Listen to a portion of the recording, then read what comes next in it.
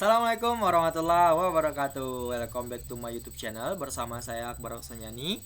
Nah, bagaimana nih kabar teman-teman sekalian? Sudah lama kita tidak ketemu ya. Karena sudah lama juga saya tidak buat konten. Ya, terakhir buat tahun lalu, mungkin ada sekitar 2 sampai 3 bulan yang lalu. Nah, ini konten pertama saya di tahun 2021. Yang paling penting konten saya ini tidak pernah keluar jalur. Pasti itu pembahasannya selalu berkaitan tentang materi pembelajaran gitu. Nah, kebetulan pada kesempatan kali ini saya mendapatkan penugasan dari mata kuliah Administrasi Supervisi Pendidikan. Mata kuliah ini diampu oleh Bapak Hanif Al-Kadri. Beliau mewajibkan mahasiswanya untuk membuat sebuah video presentasi yang berkaitan dengan hasil pengamatan dan analisis video pembelajaran yang telah beliau upload melalui channel YouTube beliau. Nah, untuk materinya sendiri itu berkaitan dengan konsep dasar administrasi pendidikan. Kemudian sebagai perkenalan di awal, perkenalkan nama saya Akbar Oksanyani dengan NIM 19045054. Nah, mungkin itu saja ya untuk sedikit bincang-bincang di awalnya. Kemudian kita langsung masuk saja kepada materi pertama. Nah, untuk merumuskan konsep dasar administrasi pendidikan, tentunya kita harus bedah dulu nih satu persatu setiap kata yang termuat di dalamnya. Nah, dalam hal ini ada kata administrasi dan kata pendidikan. Ini kita harus dudukkan dulu maknanya apa, sehingga ketika kita merumuskan konsep dasarnya kita dapat dengan mudah memahaminya. Nah, langsung saja. Yang pertama ada makna administrasi. Ketika saya melakukan pengamatan dan analisis pada video pembelajaran yang telah Bapak Hanif Al-Kadri upload di channel YouTube Bapak, maka saya dapati 3 kata penting dalam video tersebut. Yang pertama adalah administrasi sebagai suatu proses yang mengelola, kemudian administrasi sebagai suatu proses yang melayani, kemudian administrasi sebagai seni. Nah, apa sih yang dikelola dalam administrasi itu, kemudian apa juga yang dilayani? Nah, kenapa pula administrasi disebut sebagai seni? Ini akan kita ulas satu persatu. Yang pertama, administrasi sebagai suatu proses yang mengelola. Maksud yang dikelola di sini adalah semua sumber dayanya. Semua sumber dayanya tentu sumber daya yang terdapat di dalam lingkup administrasi itu sendiri. Misal, orangnya, orang yang terdapat dalam lembaganya, kemudian orang yang terdapat dalam organisasinya dan sebagainya. Kemudian ada juga waktunya, keuangannya, administrasi keuangan yang dikelola, informasinya. Semua ini dikelola dan diatur dengan tujuan agar dapat tertata dengan rapi, sehingga tujuan organisasi ataupun lembaga dapat dicapai dengan efektif dan efisien tentunya. Kemudian selanjutnya adalah administrasi sebagai proses yang melayani. Nah, ketika kita menjadi seorang administrator, tentunya kita menjadi seorang pelayan ataupun pengayom. Ya, kita melayani semua kepentingan orang lain. Ketika kita menjadi administrator publik, maka kita harus melayani kepentingan publik. Ketika kita menjadi seorang administrator birokrasi, makanya kita harus yang melayani kepentingan birokrasi. Sebagai contoh, ketika kita datang ya ke lembaga pemerintahan, dalam hal ini misalnya lah kantor lurah gitu, kantor kelurahan. Nah, kita ingin bertemu sama pimpinan kelurahan, maka kita terlebih dahulu akan diarahkan ke meja administrasi. Misalnya buat janji ketemu terlebih dahulu dan lain sebagainya. Ini merupakan bentuk pelayanan dari seorang administrator. Nah, ketika kita menjadi seorang administrator, tentunya kita tidak hanya sekedar memberikan pelayanan sebagai bentuk tanggung jawab, sebagai bentuk lepas tanggung jawab udah gitu saja, tidak. Ya, tidak seperti itu. Nah, ketika kita menjadi seorang administrator yang baik, tentunya kita akan memberikan pelayanan yang baik pula, pelayanan yang maksimal, kemudian pelayanan yang prima, sehingga setiap orang yang membutuhkan pelayanan kita dapat merasakan ya itu semua dengan baik tentunya. Kemudian selanjutnya adalah administrasi sebagai seni. Nah, tentunya ketika kita melakukan pengelolaan, melakukan pelayanan, tentunya harus ada sentuhan seni. Karena kenapa? Karena dengan adanya sentuhan seni, maka semua itu akan dapat terasa lebih indah, lebih teratur. Kemudian semua orang yang membutuhkan pengelolaan itu, pelayanan itu dapat menerimanya dengan enak, dengan lapang dada, kemudian juga dapat ya merasakan keindahan dan keteraturan itu sendiri.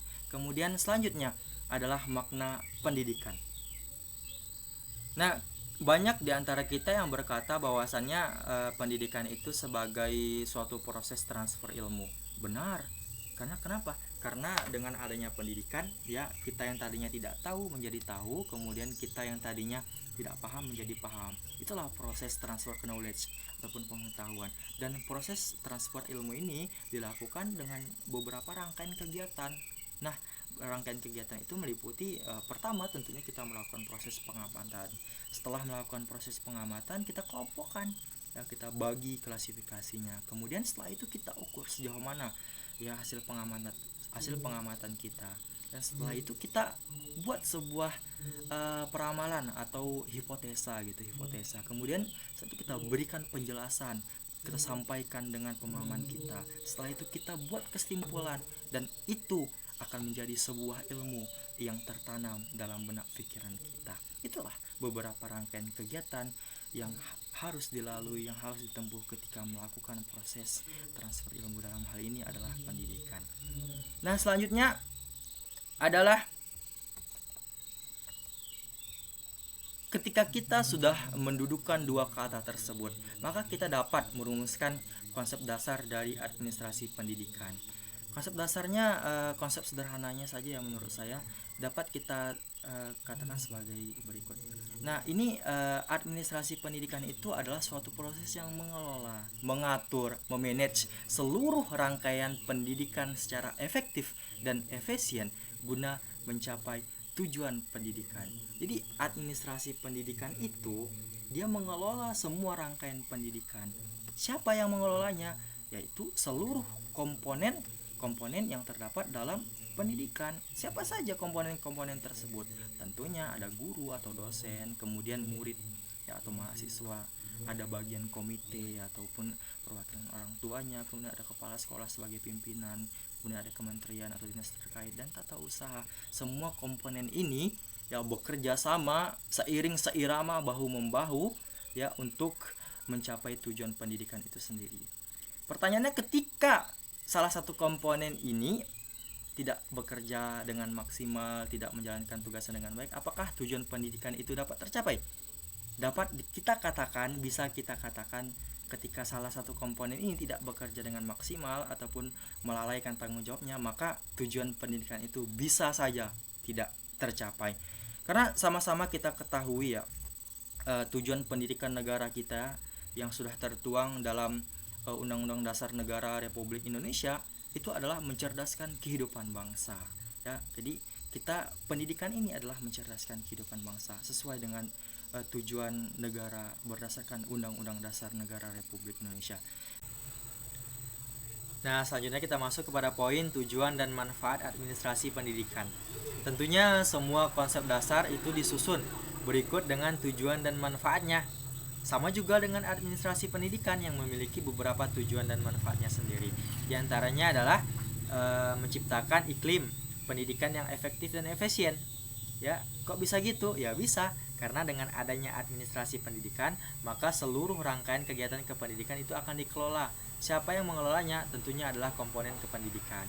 Ketika seluruh komponen kependidikan mampu mengelola ini dengan baik, maka akan dapat melahirkan iklim pendidikan yang efektif dan efisien. Kemudian yang kedua itu adalah menciptakan kegiatan belajar mengajar yang terarah dan tepat sasaran. Loh, kok bisa lagi? Ya tentunya bisa, karena dengan adanya administrasi pendidikan, maka akan mewajibkan para guru ataupun dosen di awal semester untuk membuat RPP ataupun RPS ataupun silabus. Dan ketiga ini merupakan bagian dari administrasi sebagai bentuk agar rancangan kegiatan selama satu semester itu mempunyai arah dan tujuan yang jelas serta pembahasannya tidak melebar kemana-mana. Kemudian yang ketiga itu ada menciptakan sistem pengelolaan pendidikan yang sistematis. Maksudnya di sini adalah memiliki rentetan kegiatan yang jelas, mulai dari perencanaannya, kemudian dari pengorganisasiannya, pelaksanaannya, bahkan hingga pengawasannya. Itulah administrasi pendidikan. Selanjutnya, cukup. Mungkin tadi itu adalah slide terakhir, dan pertemuan kita di video kali ini mungkin hanya dapat sampai di sini. Mohon maaf apabila ada kesalahan. Wabillahi taufik wal hidayah. Assalamualaikum warahmatullahi wabarakatuh.